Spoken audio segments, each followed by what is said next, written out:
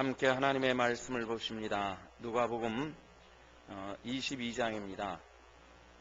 누가복음 22장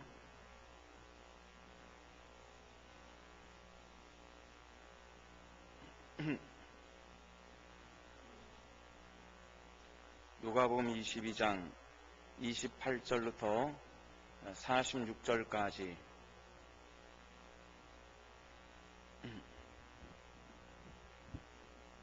찾으셨은 줄 알고 교독합니다. 너희는 나의 모든 시험 중에 항상 나와 함께한 자들인즉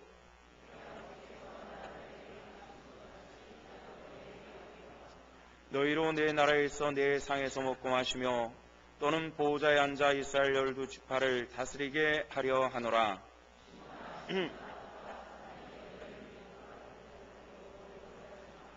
그러나 내가 너를 위하여 내 믿음이 떨어지지 않기를 기도하였노니 너는 돌이킨 후에 내 형제를 굳게 하라.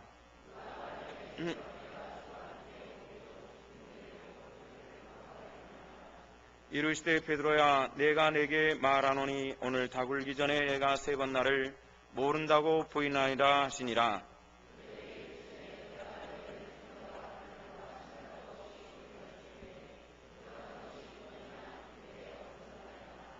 이르시되 이제는 전대 있는 자는 가질 것이요 배낭도 의리하고 검 없는 자는 겉옷을 팔아 살지어다.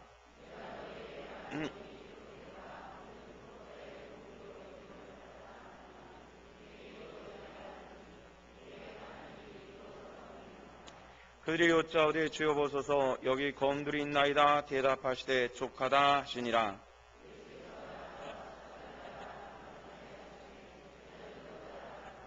그곳에 이르러 그들에게 이르시되 유혹에 빠지지 않게 기도하라 하시고 이르시되 아버지여 만일 아버지의 뜻이거든 이 잔을 내게서 옮기시옵소서. 그러나 내 원대로 마시옵고 아버지 원대로 되기를 원하나이다 하시니 예수께서 힘쓰고 예서 더 간절히 기도하시니 땀이 땅에 떨어지는 핏방울 같이 되더라.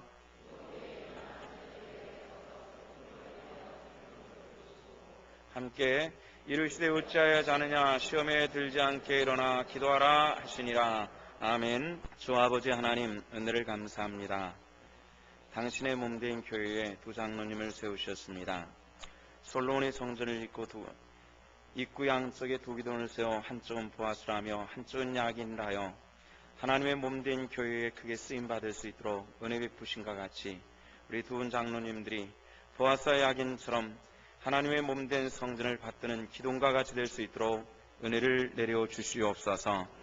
저들의 언어와 저들의 표정과 삶과 또한 저들의 모든 것들을 통해서 성도들이 볼 때마다 도전받게 하시고 은혜받게 하시고 그를 따라 살고자 하는 마음들이 일어날 만한 인격과 품격이 높은 이 신성교회 장로님들 때문에 부족함이 없도록 하나님께서 붙드시고 인도하여 주시옵소서.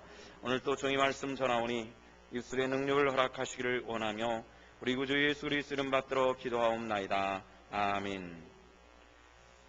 누가복음 말씀을 보면서 오늘 58번째 시간이 되었습니다. 앞으로 한 7번 정도 더하면은 65번 정도의 말씀을 우리가 누가복음 말씀을 마무리하게 됩니다. 누가복음 이제 막바지에 맞죠? 예수님께서 고난의 십자가 지시는 그 고난 주간 중에서도 가장 막바지에 왔습니다. 시간적으로는 그 고난 주간에 목요일에 해당되는 그런 시간에 왔습니다. 오늘 우리가 하나님의 말씀을 보는 것이 바로 그 내용인데요. 예수님이 당하는 시험과 그 제자들의 모습을 엿볼 수 있는 그런 대목입니다. 저와 여러분들이 오늘 예수님의 모습과 제자들의 모습을 보면서 어떤 상황 속에서도 바로 서 있는 신앙의 바른 성도들 그렇게 되어주시기를 부탁을 드립니다. 유다는 예수님을 팔아넘기기 위해서 떠나고 예수님과 11 제자가 남아있는 그런 자리입니다. 주님은 이제 최후의 시간이 시시각각 다가오고 있는 그런 것을 느끼고 제자들은 그것을 눈치채지 못하고 또 누가 더 크냐는 이런 논쟁을 또 벌이고 있는 그런 것을 봅니다. 참 중요한 시간, 주님과 함께 고난도 당하겠다는 이런 각오와 결심이 있어야 되는데, 주의 나라가 임할 때 누가 더 크냐 하는 이런 문제를 가지고 또 다투고 있는 참 답답한, 정말 제가 주님이라 할지라도 정말 답답하고 답답한 이런 일들을 경험하는 것입니다. 성도 여러분들, 우리가 신앙생활하는 것은 주님의 마음을 아는 것이 중요합니다. 저와 여러분들이 주님의 마음을 더 알 수 있고 주님과 함께 할 수 있는 그런 하나님의 귀한 성도들 되시기를 부탁을 드립니다. 자, 오늘 성경에서 예수님께서 이 답답한 제자들에 대해서 주님께서 이런 말씀을 해주시고 있습니다. 29절 말씀 보니까 내 아버지께서 나라를 내게 맡기신 것 같이 나도 너에게 맡겨 너희로 내 나라에서 내 상에서 먹고 마시며 또는 보좌에 앉아 이 이스라엘 12지파를 다스리게 하려 하노라 하는 이런 말씀을 해주시고 있습니다. 여기서 오늘 특별한 표현 하나를 볼 수가 있는데요. 그 표현은 어떤 것이냐면은 30절 말씀 보니까 너희로 내 나라에서 내 상에서 먹고 마시며 하는 이런 내용입니다. 우리 한국 사람들은 가족 개념을 식구라고 사용하는 식구, 입구자를 써서 한솥밥을 먹는 사람들이라는 이런 뜻을 가지고 식구라는 말을 합니다. 오늘 바로 그 내용을 하고 말씀을 하시고 있는데요. 너희가 내 나라에서 내 상에서 먹고 마신다라는 이 표현은 굉장히 중요한 표현입니다. 사무엘하 9장에 보면은요, 요 내용을 볼 수 있는데 사무엘 9장에 보면은 사울 왕과 이스라엘 초대 왕가가 풍비박산이 다 나버리고 맙니다. 사울 왕은 죽고 왕가는 완전히 깨져가지고 전부 왕의 핏줄을 받은 사람들은 죽고 도망가고 완전히 그냥 바가지 깨듯이 확 깨져버리고 맙니다. 그 이유가 무엇이었죠? 사울이 하나님의 선택함을 받았으나 하나님의 일들을 바로 하지 않고 자기를 드러내는 일에 힘썼을 때 하나님께 기뻐하지 않으셨다는 겁니다. 이 신성교회에서 자기 자신을 가장 잘 드러내기 쉬운 사람이 가장 먼저는 제가 될 것입니다. 저도 드러나지 않기를 힘쓰며 일하기를 원합니다마는 우리 모든 성도들이 주일들을 감당할 때에 내 개인의 이름이 아닌 주 예수 그리스도 이름이 드러날 수 있도록 힘쓸 수 있는 그런 하나님의 백성들 되시기를 주 이름으로 부탁을 드립니다. 이것이 우리가 해야 될 영적인 일들입니다. 그런데 이제 사울은 그런 연구를 통해 가지고 그와 함께 온 집안이 풍비박산이 나버리고 딱 손자 하나가 살아납니다. 무비보셋이라고 하는 손자인데요. 성경 말씀 보니까 다리를 매우 절었던 그런 사람입니다. 매우 절었던 이런 사람이 그 다리를 절기 때문에 어디 도망도 못 가고 그렇게 해가지고 사람들이 붙잡혀서 다윗 왕에게 끌려오게 되는 겁니다. 어떻게 보면은 다윗 왕은 후환에 문제가 있기 때문에 사울 왕과의 핏줄을 살려놓는다라고 하는 것은 자기 왕권을 보호하는 차원에서 굉장히 위험했을 것입니다. 그럼에도 불구하고 다윗 왕은 이 무비보셋을 자기 아들들과 같은 식탁에 함께 앉아서 둥그렇게 앉아가지고 음식을 먹을 수 있게 하고 또 그들에게 충분한 식을 만들어서 그가 살 수 있도록 돌보아주는 그런 내용이 사무엘하 9장에 나오는데요. 바로 식탁에 둘러앉다라고 하는 것은 그 관계적인 것이 원수의 관계가 다 무너지고 무비보셋은 다윗 왕이 아들과 같이 대접하는 그런 것을 봅니다. 다시 말해서 우리가 하나님 앞에서는 양자 되었다라 이렇게 얘기합니다. 무비보셋이 다윗의 양자가 되는 것입니다. 그래서 한 상에 둘러앉는 축복을 체험하는 것입니다. 저와 여러분들이 하나님의 나라에서 그 상에 둘러앉는 그 축복된 자리, 양자의 축복을 받았음을 믿으시기를 바랍니다. 우리 한번 따라합시다. 나는 하나님의 양자다. 믿으시면 아멘. 하나님의 양자됨의 축복을 받았다는 겁니다. 그래서 오늘 성경에서는 너희가 내 나라에 있어 나와 함께 내 상에 앉아서 음식을 먹을 것이다 라는 굉장히 중요한 말씀을 제자들에게 해주셨던 것입니다. 우리들이 바로 그 천국의 식탁에 둘러앉는 축복을 체험받도록 약속받은 하나님의 사람이 되었다는 것이죠. 자, 이 자리에서 베드로와의 대화가 나옵니다. 31절의 말씀 보면은 이제 12지파를 다스리게 하노라 하시면서 31절에서 시몬아 시몬아 보라 사탄이 너희를 밀가루듯 하려고 요구하였으나 그러나 내가 너를 위하여 내 믿음이 떨어지지 않기를 기도하였노니 너는 돌이킨 후에 내 형제를 굳게 하라. 이런 말씀이 나옵니다. 성경을 우리가 무심코 지나가 버리면은 알 수 없는 내용들이 굉장히 많이 있습니다. 오늘 이 본문도요, 우리가 무심코 넘어가 버리면은 그냥 넘어갈 수 있는 그런 내용인데요. 오늘 베드로에게 하신 말씀, 시몬이라고 하는 것은 베드로에 대한 또 다른 명칭이기도 하는데, 시몬이라고 하는 말이 그쪽 동네 사람들의 말로는 젊은 청년, 젊은이 이런 뜻이기도 하다고 하는데요. 이 베드로는 예수님께서 시몬이라고 하는 호칭을 많이 불러주셨습니다. 이 시몬아 사탄이 밀가루듯이 요구하였다. 내용을 요구하였다. 그러나 뭐라 하는지 보십시오. 32절 말씀하니까 내가 너를 위하여 내 믿음이 떨어지지 않기를 그 말을 빼버리고요. 내가 너를 위하여 뭐 하였노니? 기도하였노니. 누가 기도하였다는 얘기예요? 예수님께서 누구를 위해서요? 베드로를 위해서 기도하였다는 겁니다. 굉장히 중요한 말씀입니다. 베드로를, 사탄이 너를 유혹하고 있는 것을 내가 알고 내가 너를 위해서 나는 기도하였다. 그 기도의 내용이 뭐죠? 내 믿음이 떨어지지 않기를, 내 믿음이 파손되지 않기를 나는 너를 위해서 기도하였노라. 이렇게 말씀하시는 겁니다. 이것은 베드로에 대한 약속만이 아닌 줄로 압니다.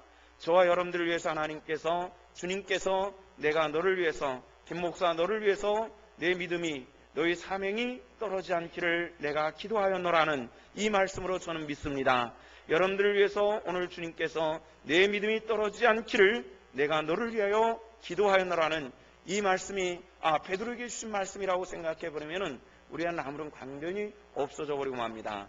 우리 한번 따라합시다. 주께서 나를 위해서 기도하셨다. 믿으시기를 바랍니다. 나를 위해서 기도하셨다는 겁니다. 참 중요한 말씀이죠. 자, 이 말씀을 하고 나니까 33절에 뭐라 그러죠? 베드로가 아주 유명한 고백안을 합니다. 33절 말씀을 같이 한번 읽어보십시다. 다 같이 시작. 그가 말하되 주여 내가 주와 함께 오게도 죽는데도 가기를 각오하였나이다. 참 귀한 각오를 했습니다. 예수님께서 오게 가신다면은 나도 오게 갈 각오가 있고 주님께서 죽으신다면은 나도 죽을 각오가 되어 있습니다라는 굉장히 중요한 신앙 고백을 하는 것입니다. 근데 주님께서 여기 뭐라 대답하시는지 보십시오. 34절 말씀 보니까 베드로야 내가 내게 말하노니 오늘 닭 울기 전에 내가 3번 나를 모른다고 부인하리라. 이게 말씀 굉장히 유명한 말씀이죠. 베드로가 예수님을 3번 부인합니다. 내가 과연 그 사람과 함께 있었다나 할 때 나 모르는데 하면서 예수님을 3번 부인한 그런 역사를 가지고 있었던 것이 베드로였습니다.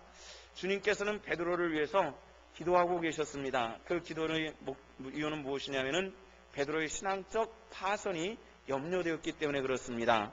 베드로는 신앙적인 파손을 할 수 있는 그런 상황에까지 들어갔는데 우리 주님께서는 그를 위해서, 베드로를 위해서 기도하실 뿐만 아니라 또 주님께서 염려하시는 것이 있었습니다. 32절 하반절 말씀 보니까 너는 돌이킨 후에 내 형제를 굳게 하라 이렇게 말씀을 했습니다. 베드로는 어떤 사람입니까? 예수님께서 떠나시면은 제자들의 제일 우두머리 형입니다. 다시 말해서 수제자라는 말입니다. 선생님이 안 계시면은 이 베드로가 제자들을 이끌어야 될 그런 상황이었습니다. 근데 베드로의 신앙이 파손되어 버리면은 굉장히 난처한 일들이 벌어지는 것입니다. 연약한 이 제자들 얼마든지 넘어질 수 있는 그런 상황이 충분히 개연성 있게 나타나 있는 그런 상황입니다. 예수님께서는 많은 제자들 가운데서 베드로야 나는 너를 위해서 기도하노라. 내 믿음이 파손되지 않기를 나는 기도하노라. 이렇게 말씀하시면서 그 말미에 말씀하시는 것이 너는 돌이킨 후에 내 형제를 굳게 하라. 신앙이 흔들리고 연약해질 수 있으니 너는 그들을 굳게 붙잡아 줘야 될 것이다. 이렇게 당부하시는 것입니다. 우리가 교회 안에서 직분은 굉장히 중요한 것입니다. 제가 흔들리면은 우리 교회는 굉장히 많은 사람들이 흔들리고 실족할 수 있는 분들도 많이 있으리라고 생각합니다. 또 우리 교회에서 중요한 직분이라면은 두 분 장로님은 굉장히 중요합니다. 특별히 장로님들에게 부탁을 드립니다. 여러분들의 언어 한마디, 여러분들의 행동 한마디, 여러분들의 눈짓 한마디에도 사람들은 울 수 있고 웃을 수 있고 신앙은 설 수 있고 무너질 수 있다는 사실들을 기억하시고, 내 감정과 내 사회적인 어떤 조건에도 불구하고 교회 안에서 신앙의 덕을 세워서 하나님을 어렵게 하는 그 복된 자리에서는 하나님의 권속들, 주님의 귀한 일꾼들 되시기를 주님의 이름으로 축원합니다. 이것은 우리에게 주신 명령이기 때문에 이것은 굉장히 중요한 일들입니다. 권사님들도 마찬가지십니다. 여러분들의 삶의 모습과 여러분들의 행동을 통해서 많은 사람들이 판단할 수 있고, 이 판단은 정말 아름다운 판단에서 나도 저렇게라고 말할 수 있지만은 어떤 이들은 실족할 수도 있다는 것을 기억하시고, 우리가 함부로 행동하는 것이 아니라 정말 많은 사람들의 신앙을 세울 수 있고 다스럽게 할 수도 있다는 것을 기억하시고, 내가 하고 싶은 대로 하는 것이 아니라 하나님께서 내게 하라고 말씀하신 것을 가지고 감당해 나갈 수 있는 그런 하나님의 권속들 되시기를 주 이름으로 부탁을 드립니다. 베드로는 이 말을 들으면서 주님, 나는 준비되었습니다. 주님 옥에 갇힌다면 나도 갇힐 각오가 되어 있고, 주님께서 죽으신다면 나도 죽기를 각오하고 있습니다 라는 이런 고백입니다. 우리도 그렇습니다. 베드로는 여기 충만한 은혜 가운데 있는 사람입니다. 지금까지 베드로가 주님을 따른 3년여간 속에서 가장 충만한 시간이 아마 바로 이 최후의 만찬, 바로 그 시간이 아니었나 생각되는 그런 부분입니다. 굉장히 충만한 그런 시간입니다. 우리도 그런 충만한 시간들이 아마 있었으리라고 생각합니다. 신앙생활을 하면서 그 베드로와 같은 고백, 정말 주님께서는 죽을 것 같고 다니엘의 세 친구들처럼 풀무불 속에 들어가려면 들어갈 것 같은 그런 뜨거운 심령들이 아마 한두 번씩은 있었으리라고 생각합니다. 그러나 그것이 오랫동안 유지하지 못하는 것이 우리들의 신앙의 약점이기도 합니다. 그 연약함 때문에 주님께서 우리를 위해서 보내주신 분이 계십니다. 보혜사 성령님을 받으시기를 주 이름으로 축원합니다. 그분께서 우리를 붙잡아 주실 것이고 우리를 강건케 하시는 하나님의 능력으로 함께해 주실 줄로 믿습니다. 자, 이런 신앙적인 그런 고백이 있었지만은 주님께서 그 다음에 하시는 말씀이 오늘 밤 닭 울기 전에 내가 3번 나를 모른다고 부인하리라. 이 굉장히 이 말씀, 베드로는 나는 주님이 죽으신다면 나도 죽겠습니다 그런데 오늘 밤 닭 울기 전에 넌 나를 3번 부인할 거야.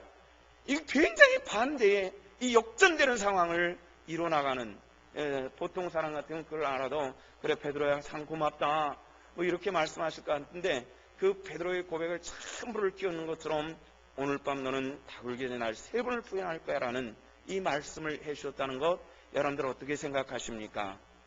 주님께서는 베드로를 알고 계셨습니다. 그 심령을 알고 계셨기 때문에 주님께서 그렇게 말씀하고 계시는 겁니다. 사람은 우리의 외모를 볼지라도 주님은 우리 심령을 감찰하시는 하나님이신 줄로 믿으시기를 바랍니다. 그래서 주님께서 내게 뭐라 말씀하시는가를 우리는 귀를 기울이며 하나님의 말씀이 내 심령에 다가오는 것이 있을 때 그것을 받아들이는 사람이 진정한 하나님의 사람이요 신앙의 사람이라는 것을 우리는 알아야 되겠다는 겁니다. 주님은 베드로의 실족에 대해서 굉장히 염려하고 계셨습니다. 그것은 지도자의 실족은 많은 사람들에게 영향을 끼칠 수 있는 것이기 때문에 그랬습니다. 실제로 예수님께서 부활하셨습니다. 부활의 소식을 베드로도 들었습니다. 그런데 베드로는 주님을 대면하는 것이 굉장히 힘들었습니다. 그는 뭐죠? 가야바의 문전에서 고난당하는 주님 앞에서 그를 모른다고 말할 때 닭이 3번 우는 순간 예수님과 베드로의 눈은 마주쳤던 그런 경험이 있었습니다. 굉장히 두렵고 떨려서 나와서 펑펑 울었습니다. 어젯밤에 예수님께서 하신 말씀이 괜히 한 말씀이 아니라 정말 닭 울기 전에 내가 3번 주님을 부인했다고 하는 이 현실적인 문제가, 주님 부활했지만은 주님을 만나는 것이 너무 두려웠던 베드로는 나는 물고기 잡으러 간다고 하면서 그만 가버리고 말았습니다. 많은 제자들이, 어부 출신 제자들이 그럼 나도 가겠어. 베드로 형이 가는데 나도 쫓아갈까 해. 다 쫓아가 버리고 말았어.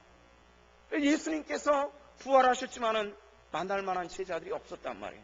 주님께서 또 갈릴리로 또 찾아가셔서 밤새도록 물고기를 잡았지만은 한 마리도 잡지 못해서 아주 그 고민하는 베드로에게 새벽녘에 나타나셔서 물고기 하면 얘들아 물고기 많이 잡았느냐는 이 음성을 베드로는 예수님의 음성인 줄 알고 배가 닿기도 전에 물속에 뛰어들어가서 예수님을 향해서 나 무릎을 꿇고 주여 라고 말하는 그 모습을 볼 수가 있습니다. 성도 여러분들, 내게 주어진 영적인 이치를 잘 지키는 사람이 하나님께 복받은 사람인 줄로 믿으시고 그렇게 감당하여서 하나님으로부터 주님 정말 그 상급받을 수 있는 하나님의 사람들 되시기를 주님의 이름으로 축원합니다.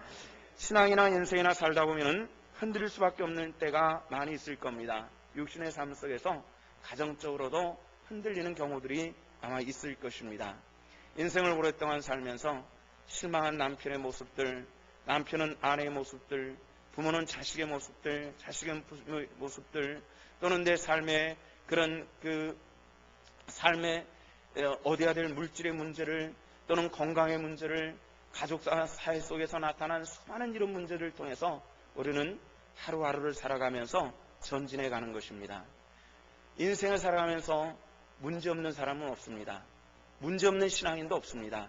그러나 그럼에도 불구하고 우리가 영적인 삶을 살아가는 것인데, 마태복음 3장에서는 주님께서 우리에게 귀한 말씀을 해주고 있는데 이런 말씀을 합니다. 손에 키를 들고 자기의 타작마당을 정하게 하사 알곡은 모아 곳간에 들이고 죽전에는 꺼지지 않은 불에 태우시리라. 이렇게 말씀을 합니다. 키질 해보셨나요? 저는 어렸을 때 키질하는 것 봤습니다. 이렇게 소쿠리 같은 것이 있어가지고 거기다가 곡식을 놓고 털기 시작하면은 가라지는 자꾸 밖으로 밀려가고 알곡은 자꾸 안으로 들어오죠. 이 흔드는 것을 성경에서는 고난으로 비교하는 것입니다. 이런 속에서도 알곡은 점점 주님께로 가까이 들어올 수 있지만은 가라지는 밖으로 나갈 수밖에 없다는 것입니다. 성도 여러분들이 부탁하는 것은 우리가 알곡과 같은 하나님의 권속들 되어야만 되지 가라지와 같이 되는 그런 사람들 되지 않기를 부탁을 드립니다. 그러기 위해서 우리는 힘써야 되고, 또 주님께서는 베드로를 위해서 이런 가라지가 되는 사람이 되는 것을 막기 위해서 내가 너를 위해서 기도하노라는 이 말씀을 주신 것입니다. 주님께서 오늘 또 저와 여러분들을 위한 기도가 있을 줄로 믿습니다. 한 해의 농사를 짓다 보면은 1년밖에 되지 않지만은 그 1년 동안에 많은 일들이 지나갑니다. 비가 오지 않아서 속탄할 때, 비가 많이 와서 떠내려갈까 속할 때, 또 벌레가 먹어대서 속탈 때, 또 병충해가 나타나가지고 문제를 일으키면서, 그러면서 가을이 되면은 모든 것들이 익어가고 심는 사람들, 가꾸는 사람들의 마음을 즐겁게 하기도 하고요, 낭망하기도 할 수도 있다는 거죠. 우리가 우리 신앙생활 속에서 가뭄처럼, 또는 태풍이 쓸고 지나가는 것처럼, 병충해가 먹은 것처럼 그런 때가 반드시 있을 줄로 압니다마는, 그럴 때마다 주님께서 나를 위해서 기도하신다라는 그런 믿음을 가지시고 승리하는 하나님의 사람들 되시기를 주 이름으로 부탁을 드립니다. 저도 목회를 하면서 힘든 일들 참 많이 경험을 했습니다. 나에 비해서는 적지 않은 시간들을 목회를 해왔는데요, 그 목회를 하면서 참 많은 적지 않은 시간들을 경험을 했습니다. 최근 한 10년 안쪽으로 그렇게 등록하신 분들은 우리 목사님 참 평안하고 평안한 교회에서 목회를 하신다라고 그렇게 말씀하시는 분들이 참 많이 계십니다. 그렇습니다. 우리 교회처럼 그렇게 평안한 교회가 드뭅니다. 정말 그래요. 편안합니다.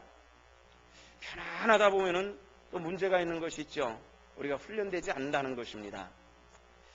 교회가 좀 힘들어할 때도 있었습니다. 시간이 지나 보니까 왜 힘들었는지도 잘 기억이 나지 않는데 아주 힘든 시간들을 보낸 적도 있었습니다. 그 힘든 시간을 보내면서 제가 이 교회 지도자로서 힘든 모습들이 나타나면은 성도들이 더 힘들어할 것 같아가지고 아주 강한 모습을 보면은 어떤 분들은 목사님은 끄떡도 안 해 뭐 이러면서 흔드는 사람들도 있었지만은 대부분의 우리 교회 성도들이 그 힘듦 중에서도 꾹꾹 누르고 참는 것을 알고 위로하고 격려했기 때문에 지금 이 시간까지 올 수 있고 마지막까지 그렇게 승리하는 목회자가 되기를 다짐합니다. 또한 우리 성도들이 저와 여러분들이 힘들고 어려울 때에 그런 관계를 가지고 끝까지 승리하는, 그래서 천국에서도 우리가 목자와 성도로 하나님 앞에 영광 돌리는 그 복된 자리에 들어가는 주님의 권속들 되시기를 주님의 이름으로 축원합니다. 이것이 주님께서 기뻐하시는 교회라는 겁니다. 우리가 끝까지 견디며 하나님의 영광의 도구가 되는데, 오늘 우리가 성경 말씀 보면은 우리가 특별한 것을 한번 생각해 볼 것이 있습니다. 그것은 12제자 중에서 유다와 베드로입니다. 유다도 사단의 시험에서 넘어지는 것이고요, 베드로도 역시 잠깐 넘어져 버리고 맙니다. 근데 유다는 돌이킬 수가 없었습니다. 근데 베드로는 돌이켰다는 겁니다. 여러분들, 유다는 주님을 은 30에 팔아버리고요, 그 다음에 주님이 당하는 고난을 보면서 이게 아닌데 싶어가지고 곧바로 쫓아가서 제사장들에게 나 이거 모르겠습니다, 은 30 내가 내놓을 테니까 예수님 돌려주세요, 그렇게 얘기를 했는데 그것이 통하지 않았습니다.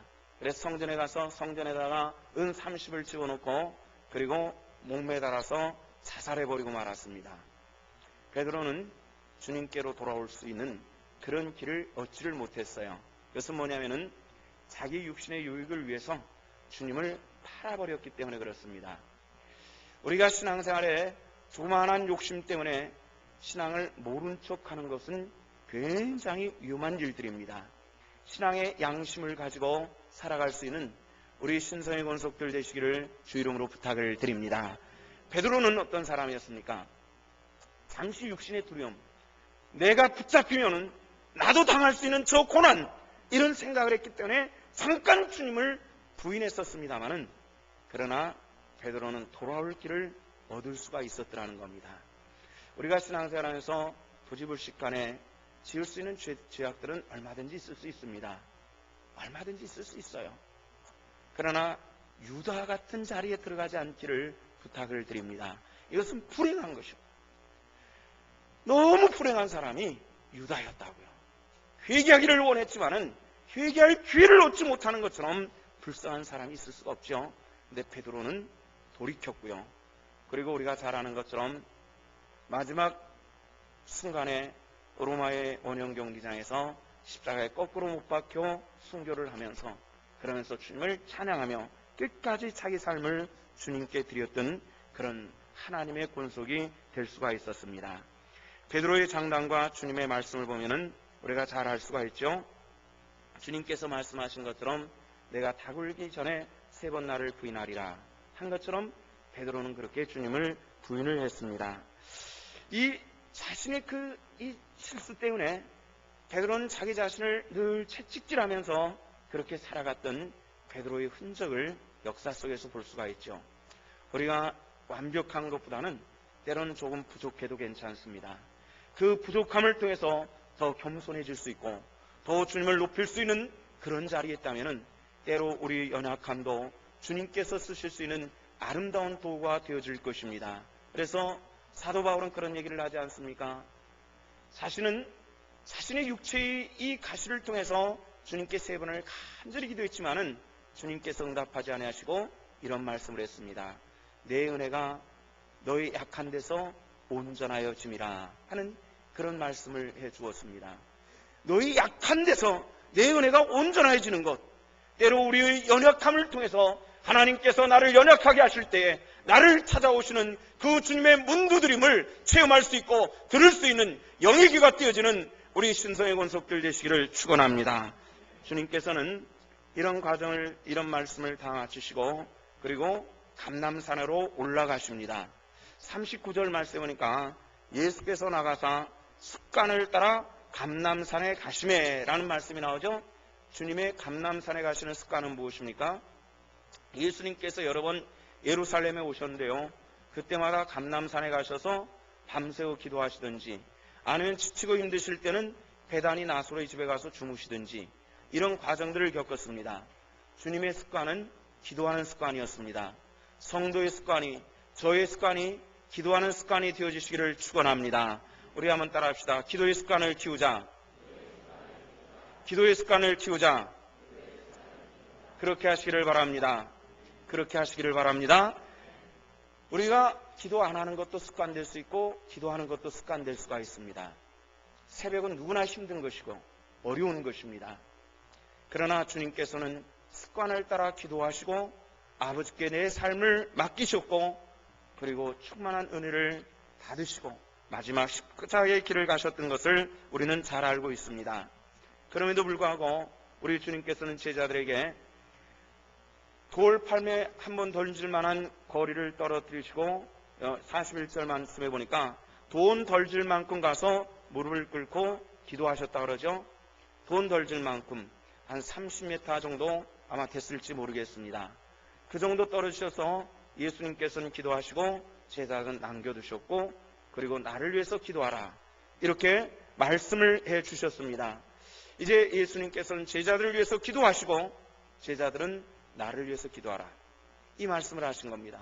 성경에서 성경 전체를 다 훑어봐도요, 예수님께서 나를 위해서 기도해달라고 하는 유일한 모습이 바로 그 감람산 최후의 겟세마네 기도에서 찾아볼 수가 있습니다. 우리를 위한 기도도 있고 때로는 주님의 영광을 위한 기도도 있다는 것입니다. 제자들은 그 시간에 기도하지를 못했습니다. 그 이유는 무엇일까요? 오늘 성경 말씀에 보니까 이렇게 말씀합니다. 오늘 누가복음 말씀에서는 보이지 않지만은 마음은 온이로되 뭐가 약하다고요? 육신이 약하도다. 너희들 기도하고 싶지? 그러나 오랫동안 수고한 너희들의 육신이 기도하지 못하게 만드는구나 하시면서 예수님께서 안타까워하시면서 3번을 오고 가시면서 제자들에게 기도를 당부하시는 그런 모습을 볼 수가 있습니다만은, 제자들은 끝까지 기도하지 못하고, 그리고 예수님께서는 붙잡아 들어가셨고, 그리고 그 길로 십자가를 지시고 걸어가시고 죽으시는 이런 과정들을 겪었습니다. 이때 베드로와 야고보와 요한 이 3제자였다고 알려지고 있는데요, 이 3제자들은 마음이 찢어지는 것 같았을 거예요. 그때 우리가 깨어 있었다면, 인간적인 생각으로는 우리가 만약에 깨어 있었다면 저들이 횃불 들고 올라올 때에 주님을 피신하고 스쳤을 수 있었을 텐데, 우리가 잠듦으로 말미암아서 주님께서 잡히셨다고 하는 그 마음 아픔이 평생을 그들을 아마 붙들었을지도 모르는 그런 내용이기도 합니다. 성도 여러분들, 우리가 때로는 깊은 잠 들었을 때 이 잠이라고 하는 것은 육신의 잠보다는 영적인 잠입니다. 제가 볼 때 우리 성도들 가운데 영적인 잠이 깊이 든 분들이 몇 분 있습니다. 깨우도록 하십시오. 이유 불구하고 깊이 잠든 잠에서 깨어서 주의 명령을 따르는 하나님의 권속들 되시기를 주 이름으로 축원합니다. 기도하시겠습니다. 사랑의 주여, 온전치 하시며 날마다 때마다 주의 권능과 베푸심의 축복으로 역사하시는 만군의 주여 아버지 하나님, 오늘 주님의 마지막 최후의 만찬과 감람산의 사건들을 함께 살펴보았습니다.